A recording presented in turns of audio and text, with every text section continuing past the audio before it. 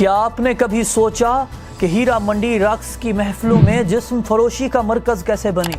تاریخ کے آئینے میں ہنستا بستا بازار حسن ہیرا منڈی، جہاں آج بھی جسم فروشی کے بازار گرم رہتے ہیں، جہاں راتیں جاگتی تھیں اور خواب بکتے تھے۔ پاکستان میں صوبہ پنجاب کے دارالحکومت لاہور کا ریڈ لائٹ ایریا، جسے 16ویں صدی میں مغل حکمرانوں نے آباد کیا تھا، کسی حد تک برطانوی راج اور اب پاکستانی معاشرے میں حالیہ اسلامائزیشن کے نتیجے میں اپنا اصل روپ کھو چکا ہے۔ شہر قدیم کا یہ علاقہ غروب آفتاب کے بعد روشنیوں سے جگمگا اٹھتا اور اس کی فضا معطر ہو جاتی۔ یہ وہ مقام ہے جہاں راتیں جاگتی تھیں اور خواب بکتے تھے۔ قلعہ لاہور کی عقب میں واقع بازار حسن، جہاں کسی زمانے میں حسن کی دکانیں سجتی تھیں اور زندگی کی تلخیوں کو بھلا کر خواب کی تلاش میں حسین لمحات گزارے جاتے تھے۔ شہر قدیم کے ٹکسالی دروازے کے اندر رقص و سرور سے منسوب یہ علاقہ زمانہ قدیم سے ہی موسیقاروں اور رقصاؤں کا مسکن ہے۔ مغل عہد میں اس علاقے کو شاہی محلہ کا نام دیا گیا۔ بعد ازاں مہاراجہ رنجیت سنگھ کے دور میں ہیرا سنگھ کے نام پر اسے ہیرا منڈی پکارا جانے لگا۔ نصف شب کا وقت ہے، لیکن پاکستان کے مشرقی شہر لاہور میں قائم بازار حسن کی تنگ گلیوں میں ابھی بھی دن کا آغاز ہوا ہے۔ جہاں باقی دنیا سو رہی ہے، وہاں ہیرا منڈی میں دکانیں سجائی جا رہی ہیں۔ فضا میں پھیلتی دھیمی موسیقی، خوبصورت ملبوس زیب تن کیے محرابی بالکونیوں پر کھڑی لڑکیاں اور گاہکوں کو بہترین سودے کی پیشکش کرتے ان کے ایجنٹ۔ یہ بازار اپنے اندر جنوبی ایشیا کے روایتی ریڈ لائٹ علاقوں کے تمام پہلو رکھتا ہے۔ علاقے میں پھولوں کی دکانیں جا بجا ہیں۔ رقص کرنے یا جسم فروشی کے پیشے سے منسلک خواتین کے لیے پھول لے کر جانا یہاں کا دستور ہے۔ مغل دور حکومت میں قائم کیا گیا یہ علاقہ موسیقاروں اور رقصاؤں کا مرکز ہوا کرتا تھا۔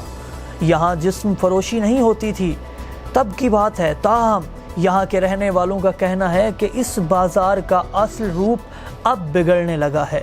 ہیرا منڈی کے ایک موسیقار گوگی بھٹ کے مطابق یہ جگہ اب ویسی نہیں رہی جیسی کبھی ہوا کرتی تھی۔ بھٹ کا کہنا ہے کبھی یہ علاقہ فنکاروں کا مرکز ہوتا تھا، لیکن اب تو محض قہبہ خانہ بن چکا ہے۔ بازار کی اس گہما گہمی میں ہیرا منڈی کی پرانی رقاصہ روبینہ طارق ایک گلی کے نکڑ پر ایک بینچ پر بیٹھی اپنے ماضی کی شان و شوکت کو یاد کر رہی ہے۔ روبینہ اب 50 کے پیڑے میں ہے اور بقول اس کے کبھی وہ یہاں کی معروف رقاصہ اور طوائف رہی ہیں۔ روبینہ نے اپنی نوعمری میں قریبی شہر اوکاڑا سے ہجرت کی۔ جرمن خبر رساں ادارے PDA سے بات کرتے ہوئے انہوں نے کہا، طوائفوں نے جسم فروشی کا پیشہ اختیار کر لیا ہے۔ یہاں اب کوئی رقاصہ نہیں رہتی جو رقص کرے۔ 16ویں صدی عیسوی میں مغلیہ دور میں بھارت کے مختلف شہروں میں قائم ہیرا منڈی جیسے علاقے اشرافیہ کے لیے روایتی مجرے اور رقص کی محفلیں سجانے کا مرکز ہوا کرتے تھے۔ امراء اپنے بیٹوں کو شرفاء کے ادب و آداب سکھانے کے لیے طوائفوں کے پاس بھیجا کرتے تھے۔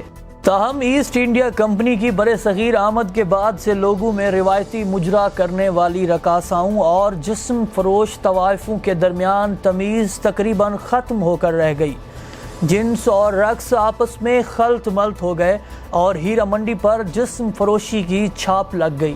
لاہور میں نیشنل کالج آف آرٹ سے منسلک ندیم عمر نے بتایا، طوائفیں نہ صرف خوبصورت ہوتی تھیں بلکہ رقص و موسیقی اور شاعری میں بھی کمال رکھتی تھیں، اور خود کو منوانے کے لیے وہ اپنی یہ تمام تر صلاحیتیں بروئے کار لاتی تھیں۔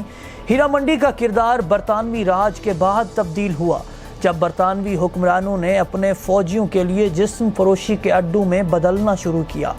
مزید تبدیلیاں تب آئیں جب اسی عشرے میں پاکستانی حکومت نے یہاں اخلاقی اور مذہبی بنیادوں پر پابندی لگانے کا سلسلہ شروع کیا۔